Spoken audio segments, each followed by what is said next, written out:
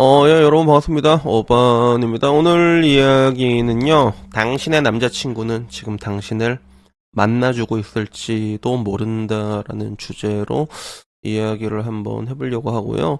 그리고 이것도 이제 DC 실베에 올라온 글인데, 결혼 정년기인데 남친한테 뻥 차여버린 축구공 블라녀라는 제목으로 올라왔거든요. 그래서 난 맨 처음에 이 보고도 왜 축구공 블라녀인지도 몰랐고, 그리고 글도 조금 이해가 안 됐어. 글이랑 덧글이 따로 노는 그런 느낌이랄까. 그래서 이게 뭐지 하다가 이제 뒤에 가니까 뭔가 좀 퍼즐이 맞춰지더라고. 그래서 시작은 되게 심플한 글이야. 되게 짧은 글. 너무 슬픈 오늘. 결혼 정년기인데 남친한테 차였어.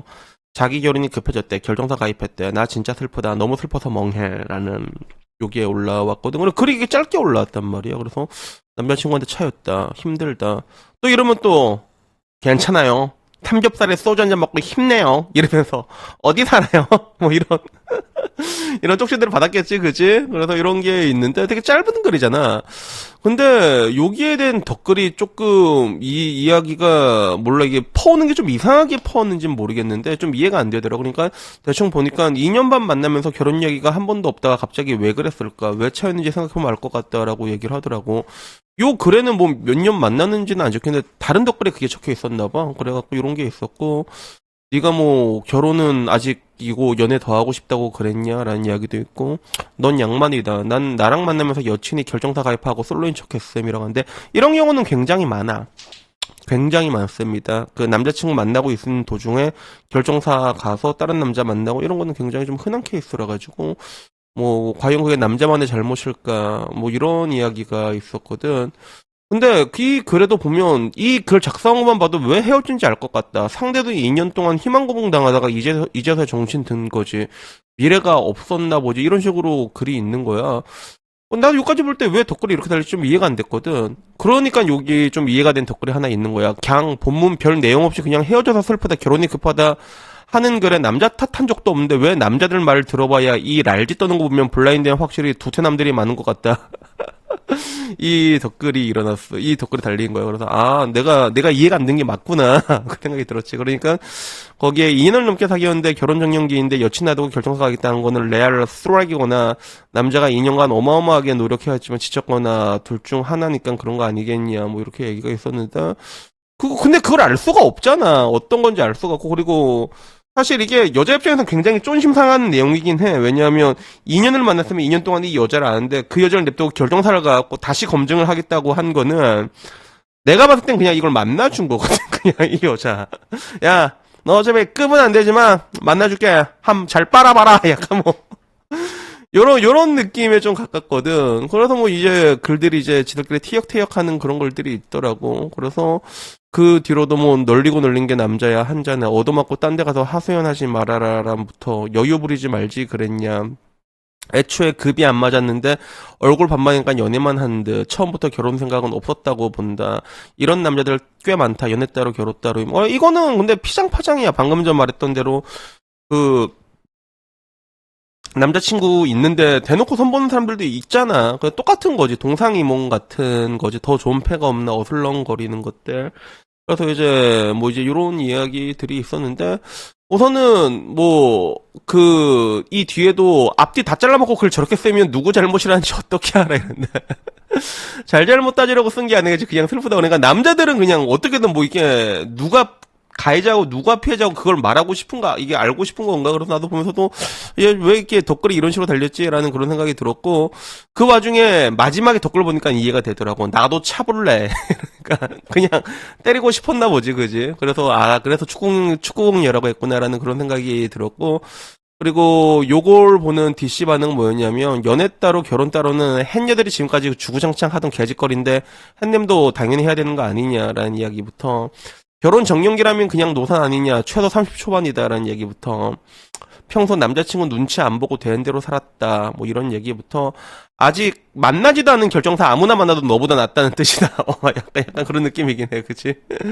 그런 게 있고 결혼 정년기가 무섭다라는 이야기부터 남자가 이제 개꿀이다. 2년 동안 야스 공짜로 했다. 그리고 뭐 여자는 와인다 이런 글들이 있었는데 근데 이런 방금 전 말한 것처럼 그런 것 같아.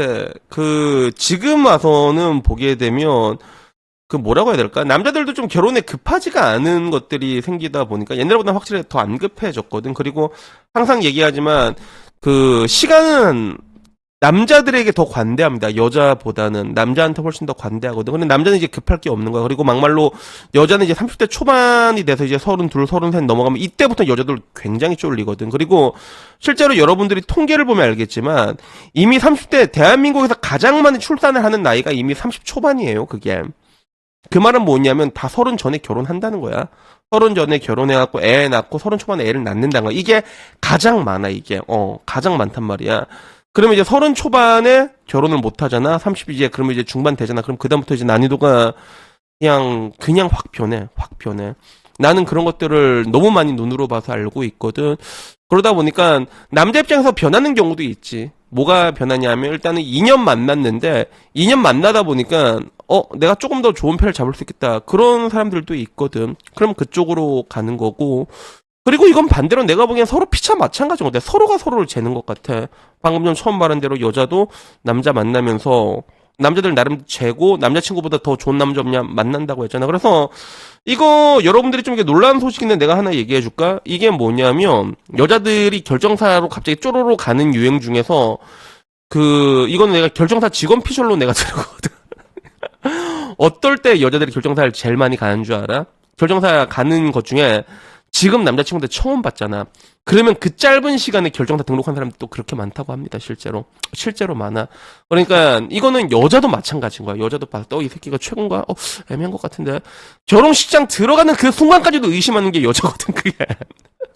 그래서까지 의심하는 여자인데, 그럼 남자도 이제 똑같아지는 거지. 옛날 같았으면 뭐, 내 옆에 있는 사람인데 이 사람이다 하고 했다면, 지금 와서는, 그리고 막말로 이제 남자 같은 경우도 약간 이제 파워가 조금 생기는 구간이 어느 구간에 생기냐면 30대 중반 때 파워가 좀 많이 생겨, 남자들 같은 경우도. 왜냐하면 30대 중반이 됐을 때, 30대 초반 여자들이 어떻게 보면 나름 이제 그 중반으로 넘어간 게 두려운 여자들이 도매값으로 풀리는 그런 시기이기도 하거든, 그게. 그러다 보면 결정사 가는 게 조금 더 낫지 않을까? 요런 식으로 생각이 돼서 결국에는 그런 남자와 그리고 청혼받았는데 어머! 딴 남자 만나볼까? 이렇게 만나고 그렇게 뭐 되는 거지. 그래서 참 어떻게 보면 이게 낭만이 없는 세상, 우리는 어떻게 보면 역대급으로 낭만이 없는 세상에서 살고 있는 걸지도 몰라. 근데 이게 어떻게 보면 동상이몽이란 것처럼 똑같은 것 같아. 지금 여러분의 남자친구는 여러분을 만나주는 걸 수도 있고 마찬가지로 지금 여러분이 만난 여자친구도 나중에 더 좋은 걸 갈아타려고 기다릴 수도 있는 거고 그게 어떻게 보면 30살 넘어서의 연애에서 30살 넘어서 어떻게 보면 우리나라는 가장 늙잖아. 가장 늙어서 결혼하는 사람들의 어떻게 보면 가장 보편적인 형태가 아닌가라는 그런 생각도 문득 들더라고. 그래가지고 여튼 뭐 제가 항상 얘기한 것처럼 이렇게 이게 몸도 늙고 마음도 늙은 사람들한테는 이런 결혼보다는 내가 항상 말해 다양한 결혼 제도가 필요하다고. 속 틀리면 안 되지. 이제 빡 켜고 나갈 수 있는 그런 게 맞는 세대들이야. 그러니까 항상 말하지만 좀 다양한 결혼 제도가 이쯤 되면 필요한 게 아닌가 그런 생각이 들었습니다. 그래서 여튼간에 오늘 이야기 여기까지고요. 다음에 조금 더 재밌는 이야기로 찾아뵙도록 하겠습니다. 이상입니다. 감사합니다. 땡큐.